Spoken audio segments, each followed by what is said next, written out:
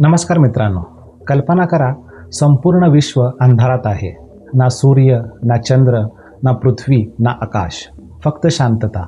आणि त्या शांततेत अचानक एक दिव्य आवाज उमटतो, सृष्टी निर्माण हो. त्या एका आदेशाने संपूर्ण विश्व हलते आणि त्या दिवशी सुरू होते काळाची सुरुवात, सृष्टीची सुरुवात आणि जीवनाची सुरुवात. सनातन धर्म सांगतो हा दिवस होता चैत्र शुक्ल प्रतिपदा म्हणजेच गुढीपाडवा.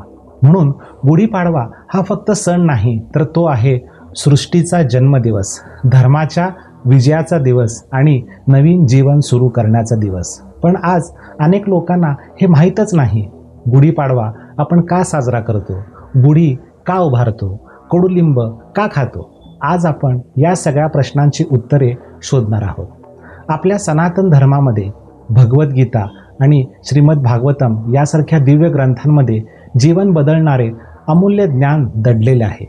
जर तुम्हाला अशाच प्रकारच्या रोमहर्षक कथा, शास्त्रांमधील रहस्य आणि भक्तिमय जीवनाचे मार्गदर्शन जाणून घ्यायचे असेल तर आत्ताच लोक आधार चॅनलला सबस्क्राईब करा.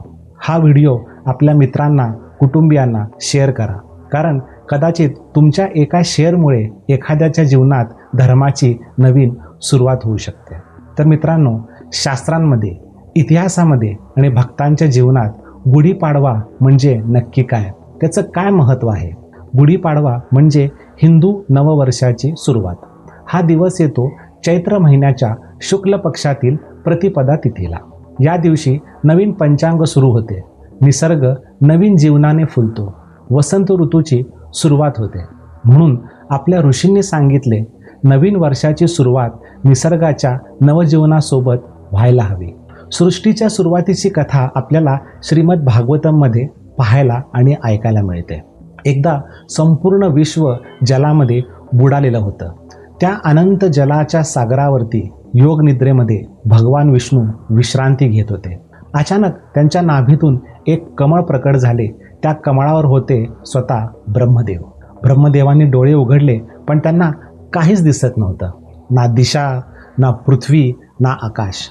त्यांना फक्त एक आवाज ऐकू आला. तो आवाज होता भगवान विष्णूंचा. ते म्हणाले, तप करा. हजारो वर्षे तप केल्यानंतर ब्रह्मदेवांना भगवान विष्णूंचे दर्शन झाले आणि भगवंतांनी सांगितले की या सृष्टीची निर्मिती कर. आणि ब्रह्मदेवांनी सृष्टी निर्माण करण्यास सुरुवात केली.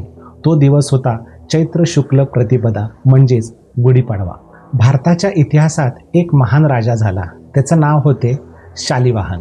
भारताच्या इतिहासामध्ये एक महान राजा झाला. त्यावेळी भारतावर अनेक परकीय आक्रमणे सातत्याने होत होती. शालिवाहन राजाकडे जास्त सैन्य नव्हते, पण त्याच्याकडे होती श्रद्धा, धैर्य आणि धर्मावरती नितांत विश्वास. असे सांगितले जाते की त्याने मातीपासून सैनिक तयार केले आणि भगवंतांची प्रार्थना केली आणि त्या मातीच्या सैनिकांमध्ये दैवी शक्ती प्रकट झाली. त्या सैन्याने शत्रूवर विजय मिळवला आणि हा विजय झाला. तो दिवस होता चैत्र शुक्ल प्रतिपदा. त्या दिवशी लोकांनी विजयाचा ध्वज उभारला. तो ध्वज म्हणजेच गुढी. गुढी म्हणजे फक्त ध्वज नाही, तर ते आहे विजयाचं प्रतीक. तो आहे धर्माचा विजय आणि भगवंतांच्या कृपेची घोषणा. गुढीमध्ये नक्की काय असतं? गुढीमध्ये असते काठी, रेशमी वस्त्र, साखरेची माळ, कडुलिंब आणि कलश. या सर्व गोष्टी समृद्धी, आरोग्य आणि विजय यांचे प्रतिनिधित्व करतात. गुढीपाडव्याच्या दिवशी कडुलिंब खाण्याची परंपरा आहे. पण कडुलिंब गुढीपाडव्याच्या दिवशी का खाल्ले जाते? आयुर्वेद सांगतो कडुलिंब हा रक्त शुद्ध करतो, रोगप्रतिकारक शक्ती वाढवतो, शरीरातील विषारी पदार्थ बाहेर काढतो, म्हणजेच आपली बॉडी डिटॉक्स करतो. पण या सर्व गोष्टींचा एक आध्यात्मिक अर्थ देखील आहे. जीवनात सुख, दुःख, यश, अपयश सगळं काही येणार, पण जो व्यक्ती भगवंतांवरती विश्वास ठेवतो तो प्रत्येक परिस्थितीमध्ये स्थिर राहतो. भगवद्गीतेमध्ये भगवान श्रीकृष्ण सांगतात, मात्रा स्पर्शास्तु कौंतेय शीतोष्ण सुख दुःखदा आगमापायिनो नित्या तास्तितिक्षस्व भारत. सुख आणि दुःख ही सर्व तात्पुरती असतात. त्यामुळे आपण आपल्या जीवनामध्ये स्थितप्रज्ञ आणि स्थिर राहायला शिकलं पाहिजे. एकदा एक व्यापारी होता. त्याच्याकडे प्रचंड संपत्ती होती, खूप पैसा होता, पण त्याच्या आयुष्यामध्ये ताण होता, चिंता होती, असंतोष होता. एकदा गुढीपाडव्याच्या दिवशी त्याची भेट झाली एका साधूसोबत. त्या साधूने त्याला सांगितले, नवीन वर्षाची सुरुवात भगवंताच्या नावाने कर. त्या दिवशी व्यापाऱ्याने संकल्प केला की मी रोज हरे कृष्णा महामंत्राचा जप करीन, गीतेचे वाचन करीन आणि भगवंतांना अर्पण केलेले अन्न खाईन, म्हणजेच मी फक्त भगवंतांचा प्रसादच खाईन. आणि काही महिन्यातच त्याचे जीवन पूर्णपणे बदलून गेले. त्याला समजले की खरा आनंद संपत्तीत नाही तर तो भगवंताच्या भक्तीमध्ये आहे. मानवी जीवनाचा उद्देश आहे तो म्हणजे भगवंतांकडे परत जाणे. म्हणून नवीन वर्षाच्या दिवशी आपण संकल्प करायला हवा की हरिनाम, भगवद्गीता वाचन आणि साधू संघ या तिन्ही गोष्टींनी आपण आपले जीवन अतिशय परिपूर्ण करूयात. श्रीमद भागवतामध्ये एक श्लोक येतो, सवय पुंसाम परो धर्मो यतो भक्तिरधोक्षजे अहेतुकी अप्रतिहता ययात्मा सुप्रसिद्धते. म्हणजे भगवंतांच्या भक्तीतच आपल्या आत्म्याला खरा आनंद मिळतो. गुढीपाडवा आपल्याला काय सांगतो? गुढीपाडवा हा दिवस आपल्याला सांगतो की आयुष्याची नवीन सुरुवात करा, सर्व पापकर्म सोडून द्या, धर्माचा स्वीकार करा आणि भगवंतांच्या भक्तीमध्ये जीवन जगा. जर तुम्हाला तुमचे संपूर्ण वर्ष आरोग्यदायी, समृद्धीने भरलेले, आनंदी आणि आध्यात्मिक बनवायचे असेल तर गुढीपाडव्याला संकल्प करा.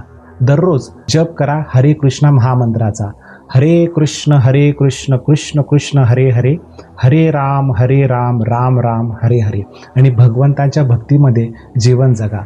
आणि असे अमूल्य जीवन जगल्यास अतिशय आमूलाग्र बदल होतील आणि शेवटी आपण सर्वजण भगवंताच्या धामामध्ये म्हणजे आपल्या खऱ्या घरी परत जाऊ. मित्रांनो, आपल्या सनातन धर्मामध्ये भगवद्गीता आणि श्रीमद भागवतम यांसारख्या दिव्य ग्रंथांमध्ये जीवन बदलणारे अमूल्य ज्ञान दडलेले आहे. जर तुम्हाला अशाच प्रकारच्या रोमहर्षक कथा, शास्त्रांमधील रहस्य आणि भक्तिमय जीवनाचे मार्गदर्शन जाणून घ्यायचे असेल तर आत्ताच लोक आधार चॅनलला सबस्क्राईब करा. हा व्हिडिओ आपल्या मित्रांना आणि कुटुंबियांना शेअर करा.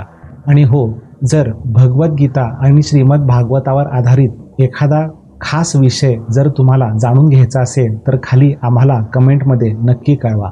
तुमच्या सूचनांवर आधारित आम्ही नवीन व्हिडिओ तयार करण्याचा प्रयत्न करू आणि पुन्हा पुन्हा आपल्या सेवेमध्ये रुजू होऊ. तर मित्रांनो, पुन्हा एकदा आपल्या सर्वांना गुढीपाडव्याच्या हार्दिक शुभेच्छा. धन्यवाद.